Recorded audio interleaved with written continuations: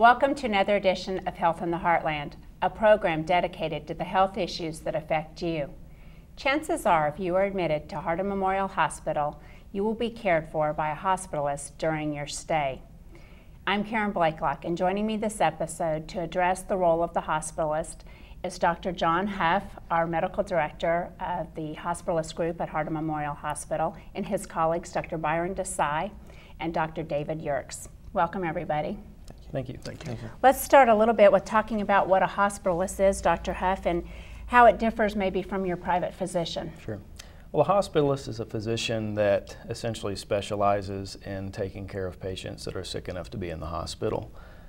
Typically, we're trained in either internal medicine or family medicine, and we devote all of our time and attention to patients that are in the hospital. So tell us a little bit about our hospitalist team that we have at Hardin Memorial Hospital. Well, presently we have 3 full-time physicians. The 3 of us, we also utilize a physician's assistant. As our group grows, we will be adding more physicians and probably more physician extenders as well, meaning nurse practitioners and physician assistants. So the type of care, that would be the gamut of anyone that actually could be admitted to Hardin Memorial Hospital? Yes, we see a wide variety of types of patients, various illnesses from standard pneumonia to an intensive care unit patient who may have multiple problems. Okay. So Dr. Yerkes, we were talking a little bit about who is cared for by, the hospitalist. Go into a little bit more detail for that. The person might be admitted to maybe from the emergency department or from their primary care physician. How does that all happen in the transition to the hospitalist? So usually when somebody comes into the emergency room, the emergency doctor evaluates them and then they make the decision on if the patient needs to be admitted. At that point, if the primary care physician of the patient is not a physician that is still seeing patients in the hospital, a lot of times they'll have an agreement with a hospitalist group such as ourselves, and the emergency physician will contact us and we will take over care of the patient at that point. And as John said, that could be anything from a simple pneumonia to an ICU case to anything that could possibly happen to you that you'd need to be admitted to the hospital for. Mm-hmm. Now, Dr. Desai, I know there have to be advantages, obviously, to being a hospitalist and being cared for by a hospitalist. Tell us a little bit about that. Absolutely. As John said, we are professionals who have expertise in taking care of hospitalized patients. We know the hospital very well. We spend most of our time in the hospital, and our goals are to make sure that the patient meets their goal when they're hospitalized, which is to get better for the problem they came in with in a safe and an efficient manner. Also, another advantage we have is we are available because we are there at the hospital throughout the day that we are working. So should problems arise, whether it's a complication that the patient may have, a nurse may need a doctor to see the patient or address an issue, we're available throughout the day, and should be, even while we are not there during the daytime. We have a nocturnist who is available basically 24/7 in the hospital. So that's another advantage.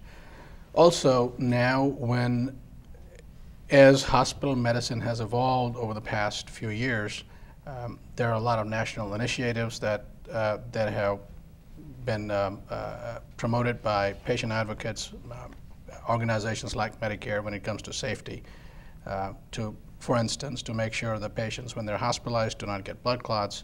When they're admitted with a pneumonia, they get appropriate antibiotics as fast as possible, get blood cultures done. If they have congestive heart failure, certain medications are given as our national standards. So we work with the hospital to make sure that those things are accomplished fast and are at the national standard. And that's an advantage as hospitalists because we work with the hospital, many different teams to accomplish those goals. I think you brought up some good points, and that's exactly, being the hospitalist, you all are there, you're very familiar with the services. We kind of use a term in the medical field, continuity of care. So you're really making sure that they are being taken care of by all the team and their care is actually in a plan, and everybody knows about it, and they're taken care of in a proper way. Tell us a little bit more about the fact of being familiar with hospital services and how you are able to do that. Again, we basically spend all our time in the hospital. We know the services that are offered at Hardin Memorial, the specialists who work there. We know the right kind of people, the services that can help the patient. Being there all the time, we are familiar with all kinds of people who work in a hospital setting, whether they're specialists, technicians, therapists, and we can use those services much more effectively, knowing the system very well. And speaking of continuity, our goal is to make sure that when the patient transitions from the hospital setting to when they go back to see their family doctor or when they go back to return to the specialist, that we communicate effectively with them. Okay. So that is our goal. And their family doctors can always feel free to call us should they have any questions. And Dr. Yerkes, that kind of brings up a good point. If you're admitted to the hospital, you wonder, I'm sure the patient would wonder how their primary care provider might know about their care, and how does that transpire between the hospitalist and the primary care physician? Generally, the communication between the primary care physician and the hospitalist on a patient-to-patient basis is primarily through medical records, but also if the need arises, we can use phone calls and speak to the primary care physician directly. So that is the most common way to communicate, is through medical records. When the patient is discharged, there's a summary of everything that went on in the hospital, and that is sent to the patient's primary care physician so that they know everything that happened to the patient, what medications that have been changed or added, and what tests were done, what the results were, and things like that. So it's a very good source of information for the primary care doctor. And then, of course, as far as us communicating with the primary care doctor on admission, generally we can get a lot of the information from the patient and from the records, but if we need to, we can always call the primary care physician and speak to them. Does the primary care provider usually see the patient while they're in the hospital? Not generally.